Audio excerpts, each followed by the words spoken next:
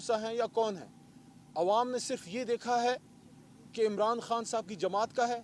तो उन्होंने वोट दिया है और जोलियां भर भर के वोट दिया है। और हमारे साथ क्या नहीं हुआ, हमारा लीडर जेल में डाला गया, हमारा इंतखाबी निशान हमसे छीना गया, मुल्क के सबसे बड़ी जमात को अधूरा कर दिया गया, आधी से ज़्यादा लीडरशिप को पार्टी छोड़ने पे मजबूर कर दिया गया, बाकी आधी के करीब जेल में है, फाउंडिंग चेयरमैन जेल में है, को चेयरमैन जेल में है, वाइस चेयरमैन कुरैशी साहब की बात कर रहा हूँ, सदर पाकिस्तान तहरीक इंसाफ परवेज़ इलाही साहब जेल में हैं, सनफ़ आहन डॉक्टर यास्मीन राशिदा साहिबा जेल में हैं,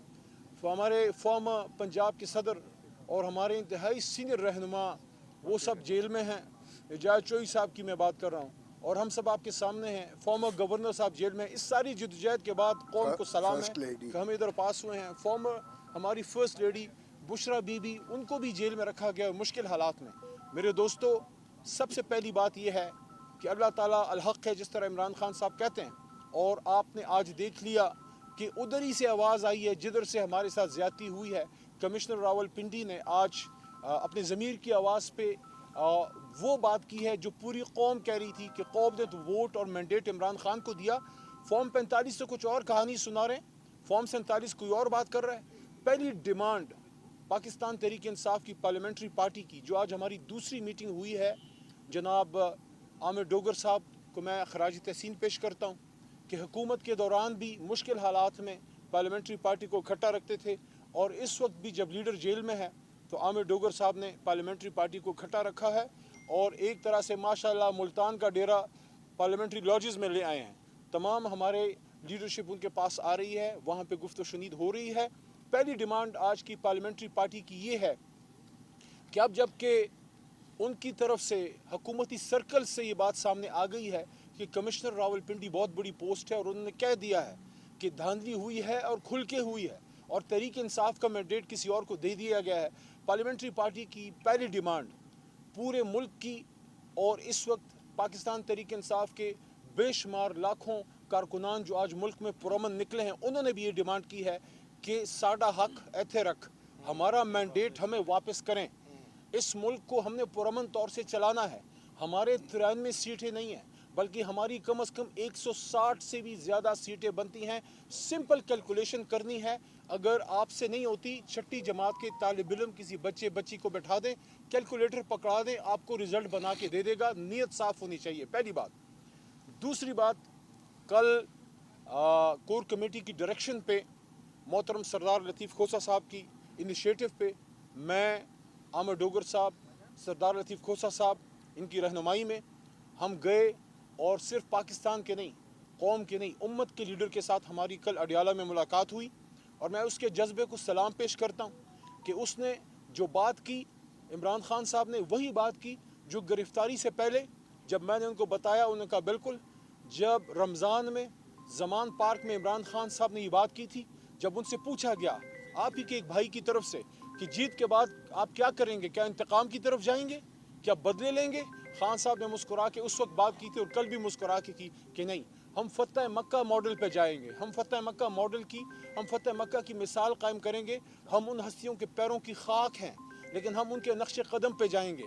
और हुजूर सल्लल्लाहु अलैहि वसल्लम और सहाबा कराम और अहले बैत ने जो मिसालें कायम की, वो हमारे लिए मशाल राह हैं। और साथ में खान साहब ने एक स्टेप आगे जाके ये बात की कि हमें तो छोड़ें, गैर मुस्लिमों ने भी हुजूर सल्लल्लाहु अलैहि वसल्लम के उनके नक्श कदम पे चल के अपने आप को बेहतर किया, और मिसाल दी नेल्सन मंडेला की। और उन्होंने कल ये बात की है जेल की काल कोठड़ी से, अडियाला से, उम्मत के लीडर ने कहा कि जिस तरह नेल्सन मंडेला ने ट्रुथ एंड रिकन्सिलिएशन कमीशन कायम करके सच्चाई की ताकत से साउथ अफ्रीका को जुल्म से निकाल के, अंधेरों से निकाल के रोशनी की तरफ वो आदमी ले गया, तो हम इंशाअल्लाह इस लाअमल पे जाएंगे, हम मुल्क को आगे लेके जाएंगे। सियासी इंतकाम नहीं, सियासी इस्तेहकाम की तरफ मुल्क को लेके जाएंगे। नंबर 1, ये बहुत बड़ी स्टेटमेंट है उस आदमी की जो 200 दिनों के करीब हो गए जेल में है, और वो इंतकाम की नहीं, वो फतह मक्का की मिसाल दे रहा है, वो हुजूर सल्लल्लाहु अलैहि वसल्लम के नक्श कदम पे चलने की बात कर रहे हैं। और उसके साथ दूसरी बात जो उन्होंने की वो ये थी कि अवाम को उनका हक वापस किया जाए, जो मैंडेट है वो हमें वापस दिया जाए, हम इस मुल्क को आगे ले जाएंगे। और अगर अवाम का मैंडेट चुराया जाएगा तो ये آئین کے خلاف سخت وار کرنے والی بات ہے. پھر اتنے بڑے پروسیس کی کیا ضرورت تھی؟ قوم کو اتنے مشکل میں ڈالنے کی کیا ضرورت تھی؟ پھر آپ گھر بیٹھے فارم 47 دے دیتے اگر کسی کو جتانا تھا. اگر قوم کی ماننی ہے تو جو قوم نے کہا ہے اس کو ماننا پڑے گا. نمبر 3 جو انہوں نے بات کی وہ یہ ہے کہ کافی یہ چیز چل رہی ہے کہ تحریک انصاف کی جو ہماری ریزرو سیٹیں ہیں محترم خواتین کی،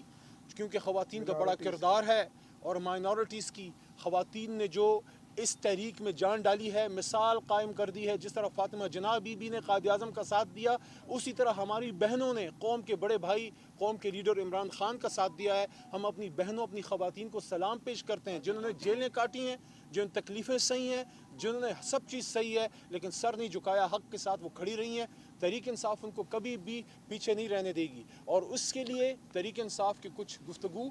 کچھ جماعتوں سے چل رہی تھی، اس پہ کل عمران خان صاحب نے واضح ہدایت دی ہے کہ کن کن جماعتوں کے ساتھ آپ بیٹھ کے بات کریں، اور جس سے بات ہوتی ہے اس کے بعد اس جماعت میں عارضی طور پہ شامل ہو کے اپنی سیٹیں ریکور ہوں، اور اس کے بعد انشاءاللہ تحریک انصاف ہے، تھی اور رہے گی اللہ کے حکم سے. انہوں نے پھر تیسری بات اہم یہ کی کہ آپ جا کے انٹرا پارٹی الیکشن فوری کروائیں، جس کے سلسلے میں کل محترم بیرسٹر گوہر صاحب اور ہمارے چیف الیکشن کمیشنر رؤوف حسن صاحب، ان تک عمران خان صاحب کا یہ پیغام پہنچا دیا گیا. سردار لطیف کھوسہ صاحب نے وہاں عمران خان صاحب کو اس سلسلے میں اپنے مفید مشورے دیے اور بتایا کہ حالانکہ ہمارا الیکشن پچھلا بھی صحیح تھا، لیکن اس کے باوجود جو کچھ چیزیں بتائی ہیں الیکشن کمیشن نے، جو ہم سمجھتے ہیں کہ ہم نے پوری کی تھیں لیکن الیکشن کمیشن کی رائے میں نہیں ہے، تو وہ سقم نکال کے ہم فوری نئے الیکشن کی طرف بھی جائیں گے. خان صاحب نے ڈائریکشن دی ہے اور وہ جلد سے جلد وہ الیکشن بھی ہو جائے گا. اور آخری بات، عمران خان صاحب نے ایک بار پھر اس عزم کا اظہار کیا ہے کہ چاہے جتنے بھی کیس کریں،